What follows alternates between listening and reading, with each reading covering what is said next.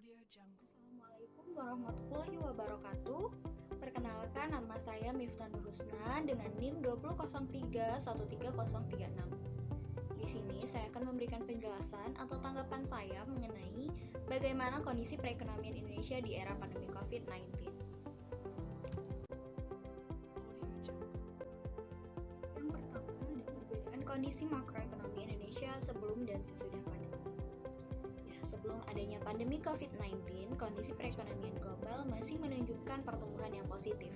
Di mana tidak hanya itu, prospek perekonomian nasional juga masih stabil, di mana pertumbuhan ekonomi berada pada level 5-5,5%. Ketika COVID-19 muncul pada akhir tahun 2019 dan mulai mewabah dan meledak secara lokal di Cina pada akhir Januari 2020, kemudian merembet ke seluruh dunia sepanjang bulan Februari hingga akhir Mei 2020. Tidak satu pun lembaga think tank dan pemikir strategi dunia, baik dari pemerintahan, swasta, universitas, juga World Bank dan IMF, memperhitungkannya.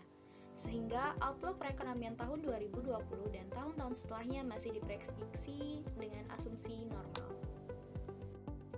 Di tengah pandemi COVID-19, perekonomian dunia mengalami tekanan, tidak terkecuali Indonesia. Terjadinya inflasi beberapa bulan terakhir menjadi bukti bahwa adanya pandemi COVID-19 ikut berpengaruh terhadap perekonomian Indonesia. Inflasi kecenderungan naiknya harga barang dan jasa pada umumnya yang berlangsung secara terus-menerus. Naiknya harga barang dan jasa tersebut menyebabkan turunnya nilai mata uang. Pandemi COVID-19 ini berdampak pada kondisi perekonomian Indonesia, khususnya pada sektor perdagangan yang meliputi kegiatan ekspor dan impor bahan baku juga pada barang modal. Kegiatan produksi yang menurun, langkanya barang dan juga kenaikan harga di pasaran menyebabkan terjadinya inflasi. Pengaruh inflasi pun sangat beragam, namun pada umumnya inflasi terjadi akibat ketidakseimbangan antara kebutuhan yang meningkat yang tidak disertai dengan persediaan barang yang cukup. Sehingga seperti hukum supply and demand, harga kebutuhan pun akan meningkat. Salah satu penyebab lain terjadinya inflasi adalah jumlah uang yang beredar yang lebih banyak dari yang dibutuhkan, sehingga harga barang pun cenderung naik. Pada kuartal tahun 2020, pertumbuhan ekonomi yang dicapai di Indonesia tercatat sebesar 2,97% atau year of year. Penyebab dari menurunnya pertumbuhan ekonomi ini adalah tidak lepas dari dampak penanganan penyebaran virus corona yang mulai mempengaruhi semua aspek kehidupan dan kegiatan perekonomian. Cadangan devisa pada April meningkat menjadi 127,9 miliar US dollar. Penurunan angka inflasi, peningkatan industri pengolahan, peningkatan nilai investasi, dan penurunan jumlah impor barang di kuartal 1 2020 juga ikut menyumbang positif angka pertumbuhan, yaitu sebesar 0,15. Pada kuartal 1 2020, konsumsi rumah tangga masih menjadi motor utama pertumbuhan yang menyumbang sebesar 1,56 dari angka pertumbuhan yang sebesar 2,97% year-on-year. Selain konsumsi rumah tangga, pertumbuhan ekonomi di kuartal 1 2020 secara tahunan juga didorong oleh ekspor barang 0,45, PMTDB 0,55 dan konsumsi pemerintahan 0,22. Selama 3 bulan pertama atau kuartal pertama, yaitu bulan Januari hingga bulan Maret 2020, virus COVID-19 sangat cepat penyebaran di Indonesia dan memberikan dampak yang cukup besar bagi kegiatan-kegiatan perekonomian di Indonesia. Penurunan konsumsi swasta, kontraksi pada sektor real, perubahan inventory merupakan penyumbang negatif pertumbuhan terbesar minus 0,33. Diikuti oleh ekspor jasa minus 32, minus 0,32 dan konsumsi LNPRT atau lembaga non-profit yang melayani rumah tangga minus 0,05. Kebijakan yang pemerintah harus ditempuh dalam utama mengatasi masalah-masalah ekonomi makro.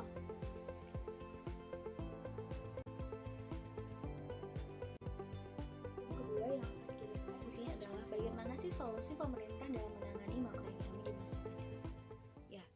Pemerintah memiliki kebijakan dalam upaya mengatasi masalah-masalah ekonomi makro selama pandemi COVID, yaitu terbagi menjadi dua. Yang pertama ada jaring pengaman sosial. Apa sih jaring pengaman sosial? Ya, jaring pengaman sosial adalah dengan cara penambahan dan dukungan dari pembiayaan APBN dan jaring. Yang kedua ada jaring pengaman ekonomi dengan cara pemberian insentif fiskal dan non-fiskal. Stimulasi-stimulasi lain yang juga dilakukan untuk peningkatan perekonomian adalah pertama, dikeluarkannya Perpu nomor 1 tahun 2020, yang kedua ada dikeluarkannya kebijakan perpajakan, dan yang ketiga dikeluarkan kebijakan di sektor keuangan. Pemerintah Indonesia mengambil kebijakan yang komprehensif di bidang fiskal dan moneter untuk menghadapi COVID-19.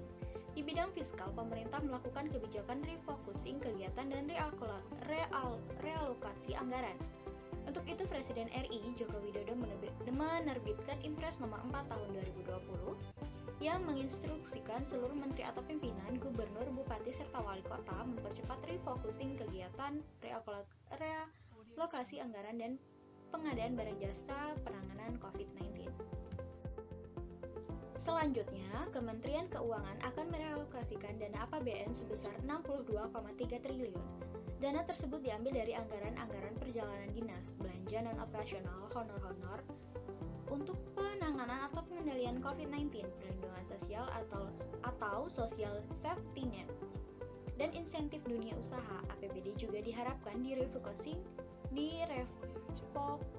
dan direalokasi untuk 3 hal tersebut. Dikutip dari Kementerian Keuangan, penguatan penanganan COVID-19 dilakukan dengan menyediakan fasilitas dan alat kesehatan, obat-obatan, insentif tim medis yang menangani pasien COVID-19, dan kebutuhan lainnya. Social safety net diberikan untuk meningkatkan daya beli masyarakat melalui program Keluarga Harapan atau PKH, Kartu Indonesia Pintar atau KIP, serta Kartu Sembako dan Beras Sejahtera.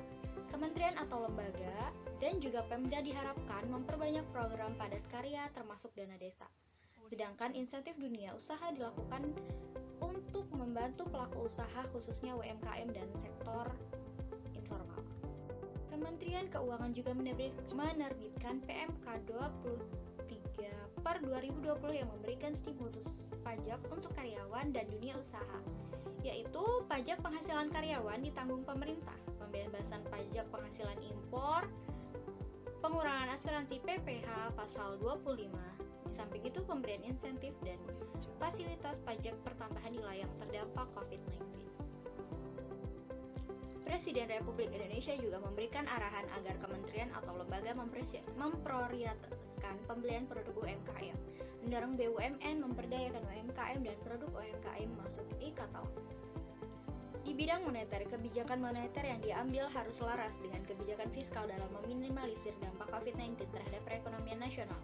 Oleh sebab itu, otoritas moneter harus dapat menjaga nilai rupiah, mengendalikan inflasi, dan memberikan stimulus moneter untuk dunia usaha. Diharapkan dapat direalisasikan pemberian kredit perbankan dan mengintensifkan penyaluran kredit usaha rakyat atau KUR. Menurut saya, yang dilakukan pemerintah sangat-sangatlah membantu bagi masyarakat.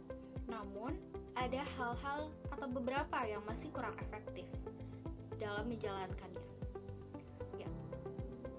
Jadi, kita sebagai masyarakat ada baiknya untuk mendukung solusi atau kebijakan pemerintah dalam menangani makroekonomi di masa pandemi tersebut. Yang ketiga, bagaimana perbandingan kondisi makroekonomi Indonesia dengan India pada tahun 2020 pada saat pandemi. Ya, perekonomian India terkontraksi pada laju tertajam dan mencatat rekor sebesar 23,9% pada kuartal 2 2020 yang berakhir Juni 2020 karena lockdown. Akibat pandemi corona memangkas pengeluaran konsumen dan bisnis. Kondisi ini menekankan pemerintah dan bank sentral untuk menggelontarkan stimulus tambahan dan menurunkan suku bunga. Mengutip dari Reuters, data PDB yang dirilis menunjukkan belanja konsumen, investasi swasta, dan ekspor anjlok selama lockdown yang diberlakukan di akhir Maret 2020 untuk menangani pandemi virus corona. Pembacaan untuk kuartal Juni lebih buruk dari perkiraan analis dalam jajak pendapat Reuters, yakni kontraksi sebesar 18,3%. Beberapa ekonom swasta yang mengatakan tahun fiskal yang dimulai pada bulan April dapat mengalami kontraksi hampir 10%. Kinerja terburuk sejak India merdeka dari pemerintahan kolonial Inggris pada tahun 1947 dan kemungkinan akan mendorong jutaan orang masuk ke dalam kemiskinan. Yang dikutip dari Reuters juga, Perdana Menteri Narendra Modi mengumumkan paket stimulus senilai 266 miliar US dollar pada bulan Mei. 2020, termasuk jaminan kredit atas pinjaman bank dan makanan gratis untuk orang-orang miskin. Tetapi permintaan konsumen dan manufaktur belum pulih. Sujan Hajra, kepala ekonomi di Anatrati Security Mumbai, mengatakan kemerosotan ekonomi secara luas diperkirakan karena India di lockdown selama hampir setengah kuartal. Data menunjukkan bahwa manufaktur telah memasuki resesi karena output turun 39,3% pada kuartal Juni setelah turun 1,4% pada kuartal sebelumnya. Jumlah kasus virus corona baru telah menyebar di India lebih cepat daripada di manapun di dunia, dengan lebih dari 3,6 juta infeksi dan jumlah kematian lebih dari 64.400. Namun dengan pertumbuhan tahunan 3,4% pada kuartal April sampai Juni, sektor pertanian yang menyumbang 15% dari output ekonomi memberikan harapan bahwa ekonomi pedesaan akan mampu mendukung jutaan pekerja imigran yang telah kembali ke desa mereka. Sekian yang dapat saya sampaikan. Wassalamualaikum warahmatullahi wabarakatuh.